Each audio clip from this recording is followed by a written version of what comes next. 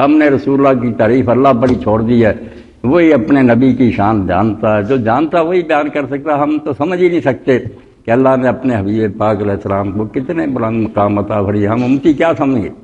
इसलिए ऐसे नबी उम्मी अलैहिस्सलाम की शान में बस खामोशी जो है ना वही बेहतर है। असल बात की तरफ हमें आना चाहिए कि रसूलुल्लाह सल्लल्लाहु अलैहि वसल्लम आए क्यों। तो ये कलाम अल्लाह के रसूल अलैहि सलाम लेकर आए, आपने ये हमें पहुँचाया।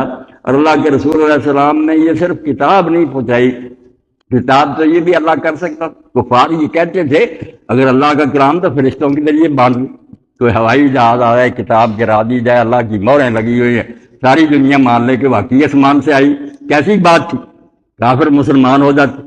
मगर अल्लाह ताला ने कहा ना मुरादो, अगर सिर्फ किताब तकसीम करनी होती तो ये काम हो जाता, मैं आसमान से गिरा देता, तुम किताब पकड़ लेते।